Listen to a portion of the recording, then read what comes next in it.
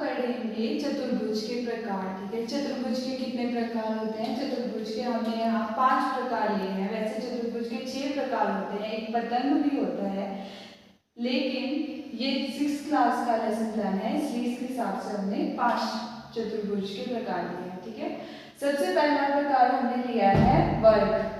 वर्ग एक ऐसी आकृति होती है जिसकी चारों भुजाएं समान होती है, यानी अगर मेरे पास ए बी भुजा 4 सेंटीमीटर है तो सारी भुजाएं 4 सेंटीमीटर होगी। ठीक है, मतलब हर एक भुजा का माप समान होगा और इसका प्रत्येक कोण 90 अंश का होता है। कोण ए भी 90 अंश का होगा, बी, सी और डी।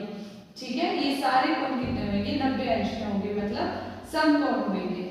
ठीक है, ये हमने लिखा है कि पहली आकृति हमारे पास वर्ग है। वर्ग की प्रत्येक भुजा समान होती है, मतलब ए बी BC के बराबर होगी, BC CD के बराबर होगी और CD DA के बराबर होगी। इसका मतलब है कि सारी की सारी भुजाएं समान होती है। ठीक है, अब चतुर्भुज का हमारे पास अगला प्रकार है आयत। ठीक है, आयत क्या होता है? आयत एक ऐसी आकृति होती है जिसकी आमने सामने वाली भुजाएं समान होती है। आमने सामने वाली भुजाएं जैसे यहाँ पे हमारे पास AD बराबर है BC के। ठीक है, और उसी तरह CD बराबर है AB के। समझ आया? मतलब ऐसा चतुर्भुज जिसकी आमने सामने वाली भुजाएं समान होती है उसे आयत बोलते हैं। साथ ही आयत का भी प्रत्येक कोण 90 अंश का होता है। कोण A भी 90 अंश होगा, B, C और D सारे कोण जो होंगे वो 90 अंश के होंगे। हमारा तीसरा चतुर्भुज होता है समांतर चतुर्भुज। ठीक है, समांतर चतुर्भुज जानने से पहले हम समांतर का अर्थ समझेंगे। ठीक है, समांतर का अर्थ ये होता है, जैसे समांतर रेखाएं हम सुनते हैं, समांतर रेखाएं कौन सी होती है? समांतर रेखाएं ऐसी रेखाएं होती है जिनको अगर हम अनंत तक बढ़ाएं तो क्या करेगी कि वो रेखाएं आपस में एक दूसरे को प्रतिच्छेदित नहीं करेगी, मतलब एक दूसरे को कहीं काटेगी नहीं। अब आप देखो, अगर मैं AB को आगे तक बढ़ा दूं और उसी तरह मैं CD को आगे तक बढ़ाऊं तो क्या ये रेखाएं एक दूसरे को प्रतिच्छेदित करेगी? नहीं, इनके बीच में अनंत तक इतना ही अंतर रहेगा जितना अभी है। उसी प्रकार जो AD है वो हमारा BC के समांतर है। ठीक है, तो समांतर चतुर्भुज ऐसी चतुर्भुज हुई जिसकी आमने सामने वाली भुजाएं समांतर होती है और दूसरी चीज समान भी होती है। इसका क्या मतलब है?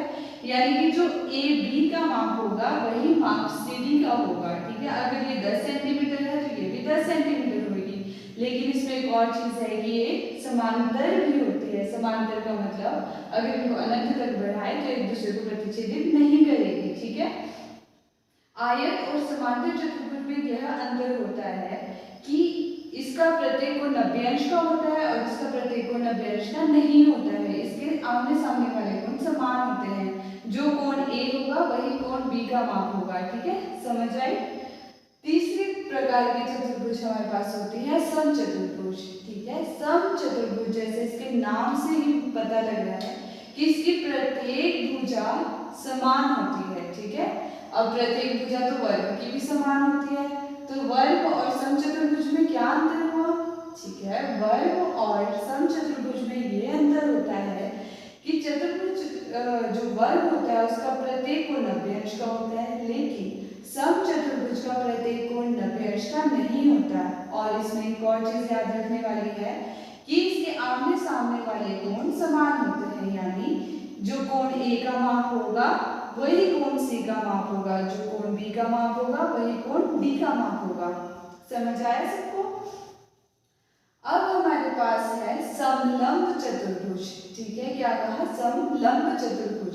समलंब चतुर्भुज एक ऐसी आकृति होती है जिसका एक युग्म मतलब एक जोड़ा रेखाओं का एक जोड़ा जो होता है वो समांतर होता है। समांतर हमने समझा ना अच्छे से, क्या होता है कि एक दूसरे को प्रतिच्छेदित नहीं करेगी अगर उनको अनंत तक बढ़ाया जाए। जैसे यहाँ पे AB और CD है। ठीक है, रेखा AB और CD है, ये क्या करेगा? अगर इनको अनंत तक बढ़ाए तो ये एक दूसरे को प्रतिच्छेदित नहीं करेगी, लेकिन अगर हम AB और CD को बढ़ाएंगे तो ऐसे इस तरह से एक पॉइंट आएगा जहां पे ये एक दूसरे को प्रतिच्छेदित कर देगी, तो ये समांतर नहीं हुई। मतलब समलंब चतुर्भुज क्या हुआ, एक ऐसा चतुर्भुज जिनकी रेखाओं का एक युग्म कैसा होता है, समांतर होता है।